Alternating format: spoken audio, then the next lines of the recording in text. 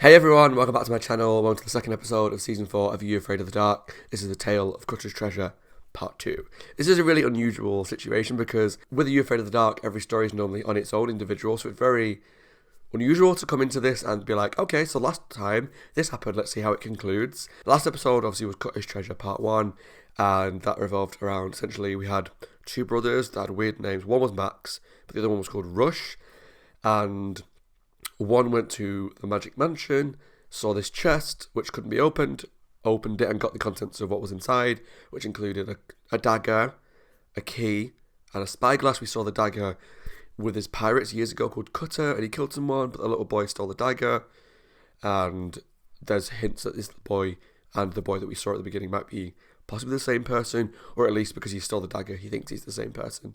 Yeah, so Sardo was there, he opened the chest, Vink's involved somehow, the brother's boy got kidnapped by Cutter and his pirates. It's a lot happened, and I'm really interested to see how it wraps up, because I felt like, as I said last time, with it being a two-parter, you really get a chance to get to know the characters a bit more, the threat gets a bit more development, a bit more backstory, a bit more plot, and yeah, I want to know how Vink fits in to all of this. And also, it's the first story we've ever had told by two people, Gary and Frank, which is where Vink and Sardo come into it. So, interested to see where it goes. If you enjoyed the video, please let me know down below in the comments what you thought of The Tale of Cutter's Treasure, Part 1 and 2.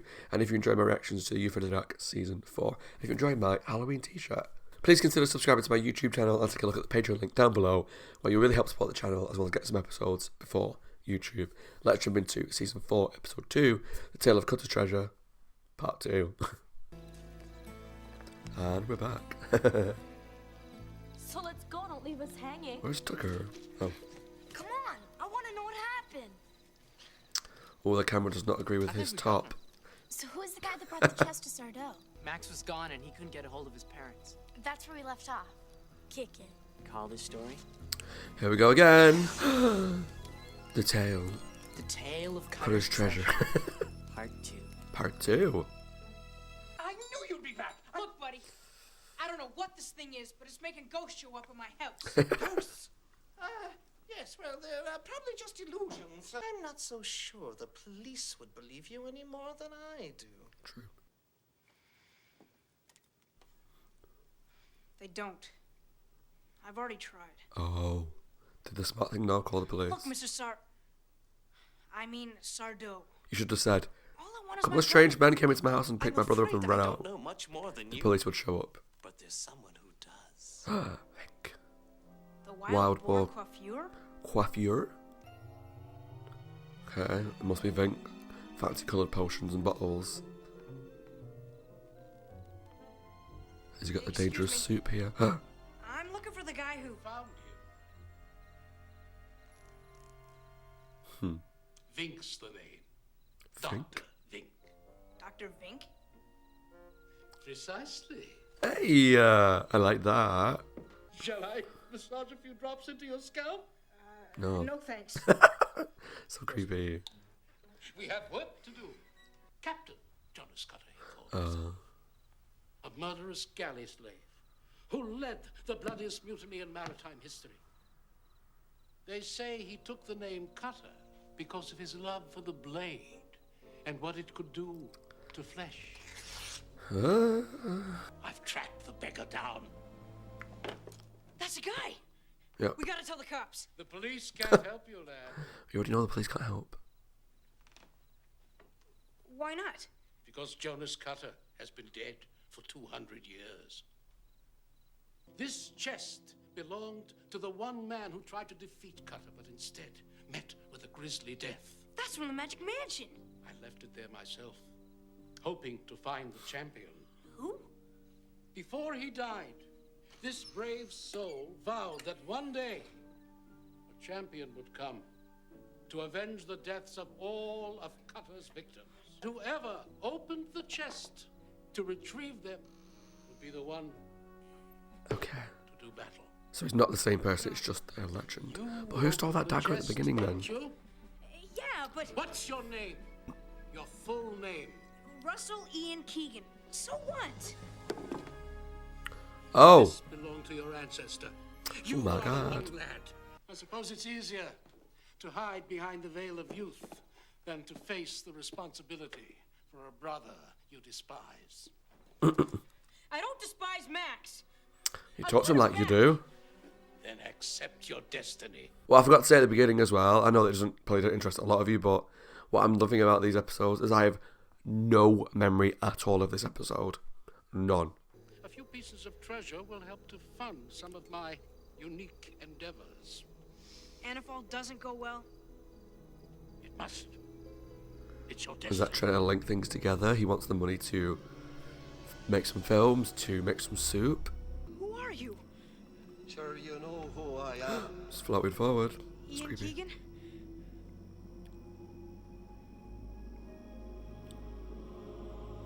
Oh, man. Do not be fooled.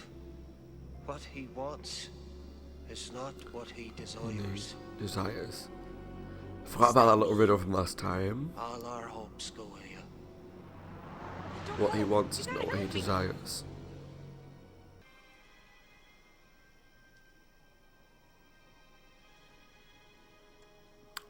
Okay, yeah, so the key does enter the crypt.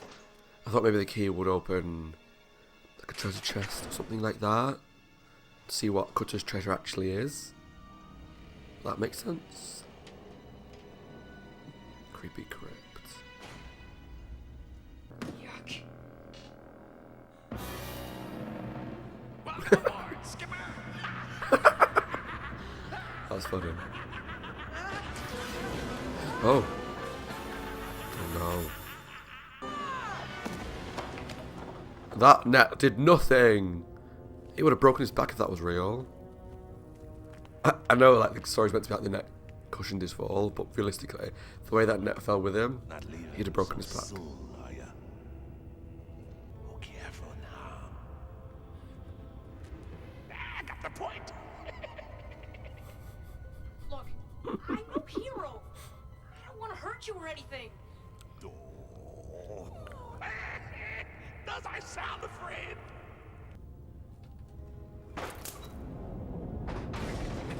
Uh-oh.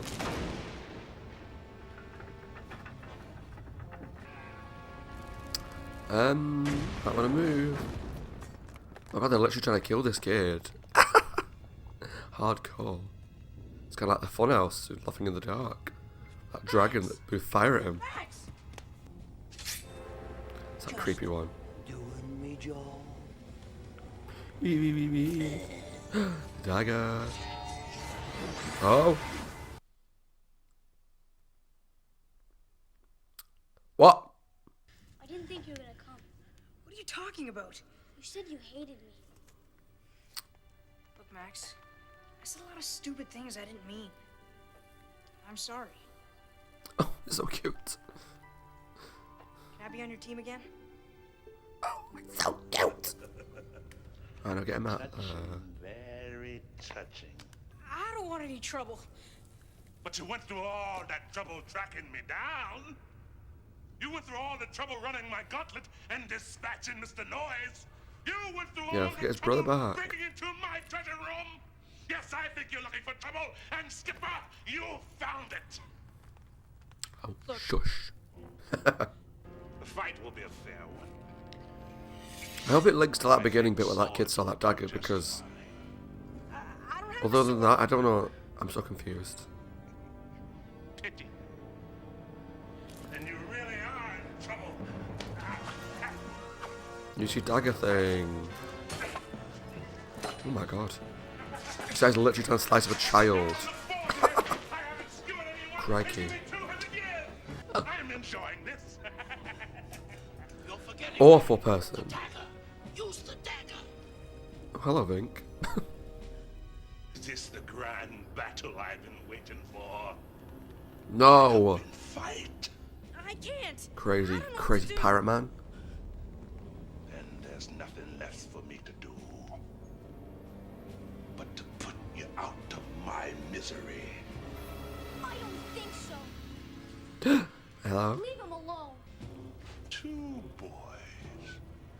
Two dead little boys. Who wants to go first? You do.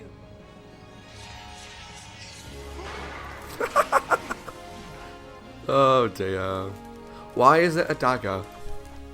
If it does that, I don't understand. How would you do that? I'll be coming after you, Skipper. But before that, I'll get your little brother. No!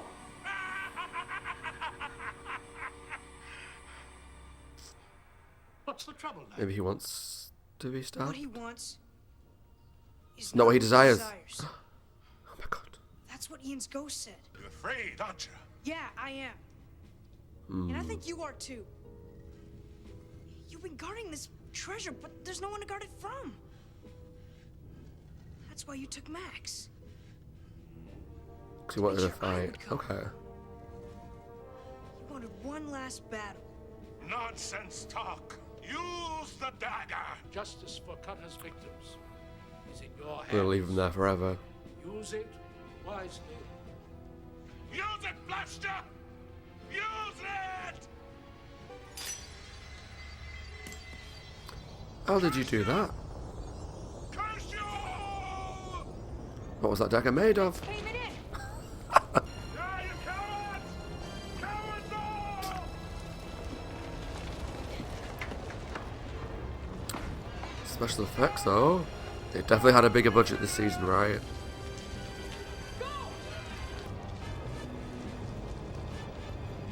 The ladder's gonna fall, I think. No! Oh. What is with all this special effects? Hell yeah. It's like an action movie. I mean, there's literally no way that Max would have the strength to pick him up, but I will put that to one side for the sake of the TV show. Did I do the right thing? The dagger was meant to punish Cutter for his evil ways, and that's what was done. The dagger? I did the right thing. Farewell, grandsons. Thank you. You're welcome. What happened to you? Hello. I thought it best to leave you to your own devices. After all, this is your adventure. Sorry you didn't get the treasure you wanted. No matter. Treasure doesn't last. A little treasure never hurt either. Ooh, cool little gems. Guess you didn't come away empty-handed. No, but I did. We had a deal. Oh, they're together. I delivered. Now I expect you to. Maybe we could, Mom and Dad! Kind of felt like Sado was flirting with him then. I don't know who you guys are, but I don't think I'll ever forget you. Nope. listen. What other little adventures do you think we might be able to cook up together? I feel like Sado fancies Vink a little bit. Oh, what's this about? Are we gonna tell them? No. What's the point? Never gonna believe you. I don't think so. Rush and Max never told anyone their adventure because they were afraid someone might look for Cutter's treasure. And if they found it, they'd also find the ghost of the pirate captain lying in So wait traps. for one last battle. Hey, The end. that was Awesome good. story. Excellent. I declare this meeting of the Midnight Society closed.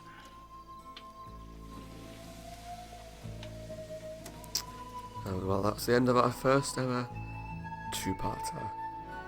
Okay, that was my reaction to Season 4, Episode 2 of The Afraid of the Dark, The Tale of Cutter's Treasure Part 2. And the first thing I want to say, just off the top of my head, is the guy who played Cutter was great in this, really good. I mean, that is also a benefit of having a two-part episode, is that the characters get more screen time, they get more to do, and so the villain of Cutter was given more lines, more time to do his monologues and whatnot. But the actor who played him, you could tell he was having a great time, was really giving it his all, and really, I mean, I just presume, loved the role, because he just seemed to really enjoy himself and really giving it everything he had. And I found him believable as this crazy pirate who's lustful for a fight, who's willing to kill children to get what he wants. And I believed it when he started to get scared, because the boy realised that the fight was what he wanted all along. And if he killed him, well, that wouldn't have solved the situation, you know. He would have been free, and that's what he wanted. But the best way to torture the guy, to punish him, is to leave him trapped there forever. And that was a nice little twist on the whole, what he wants is not what he desires line. And it was good. That was a really satisfying ending. And also, I like about You Afraid of the Dark, this one anyway, because you all know I love this show. I absolutely love it. Whether it's bad acting, good acting, weird monsters, bad monsters, scary monsters, funny episodes, bad episodes, scary episodes, whatever. I just really enjoy the show. It has a charm to it, which I love. But sometimes episodes don't really explain a lot. They're not the most satisfying ending. It's just boom, and it's over.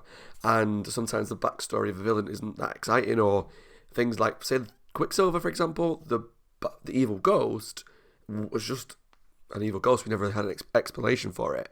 Whereas on this one, we got a full backstory with a scene at the beginning that we watched. We got a lot of time with him, a lot of space with him. That's a weird thing to say. But we spent a lot of time with the villain and the characters. And it really fleshed out the story. And whilst pirate stories aren't particularly scary to me, it was a fun adventure story with a lot of time and effort put into making it make sense and making it a full, complete story. Great. So I'm a little tiny bit confused. So the first scene of episode 1 had, obviously, Cutter killing the grandfather character, but then the boy came in and stole the dagger. I thought the boy was going to be more important to the story. Obviously, that was just me. He wasn't. So maybe he's the one that put the dagger and the key and everything into the chest and locked it away. But then they said the chest belonged to the grandfather. But then who was the boy that stole the dagger? It just felt like he was going to be someone that would come back for his final revenge, or another ghost would appear, or we'd discover that the guy that we're following, Rush, is like the reincarnated spirit of him, or something like that. Or the descendant of him, but he wasn't. He was the descendant of the one that died. So if you know down below, I mean, I might look into it in the meantime, because this is not going to go onto YouTube for months. Who was that guy that stole the dagger? And what was his relation to the rest of the story? But other than that, it was great and it all made sense and I really enjoyed it. What I guess I loved the most as well is seeing Vink and Sardo together in an episode. That was really cool. So Sardo is his usual magic self, as we found out from last episode. He didn't have a lot to do in this episode, minus a bit at the beginning, a bit at the end. He pointed him towards Vink and then appeared at the end to flirt with Vink, I think, but we'll see. We'll talk about that in a minute. Whereas Dr. Vink was a coiffeur, so like essentially a barber with all these weird potions and stuff. When he talked about how he wanted the money, the treasure, to get the money to endorse his endeavours, I thought that might mean it's going to link. It's like a little link between his stories that he's trying to get all this money so that he can do all these random things that he likes doing. It didn't say it specifically, but I'm going to read into it that it's, I need this money so I can, open a restaurant or make some movies. I think that's a cool little canon in my head that I like, and I'd be very interested to see when they're next in it, because I think they're in it in season 5, I think. But just to see what happens. I mean, Sardo will just be Sardo in a magic shop, because that's all he ever does. But I don't think they're going to carry on doing adventures together. I'll just be interested to see where they take it, if it's referenced again, or if it's just kind of never really spoken about. Like a lot of You Afraid of the Dark stories. But I mean, to have them in the same story again, they would have to have the double story, or they could just say, well, I went on this adventure with a pirate, it didn't work out, and now I'm doing this. It might not do that, because they like to keep things individual so that you can jump in at any point.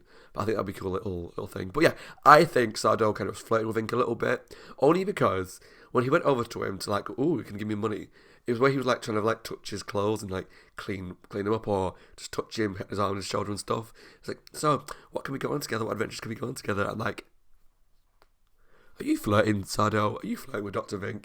I know I'm probably reading way too much into it. It's probably not designed to be that. It's probably just because Sardo is quite a flamboyant character. But I can ship Sardo and Vink together as a couple. I don't mind going on adventures together. They're both selfish people. Vink likes to put people in danger for his own monetary needs. Sardo just wants money and doesn't know what he's doing. I can ship that, right? But yeah, overall, I thought it was a really strong two-parter. I had a great time with it. I like the fact that, like I say, it was 2 parts. It was all fleshed out a bit more. I like the characters, Rush and Max. The relationship was cute, and how they made up towards the end and helped each other.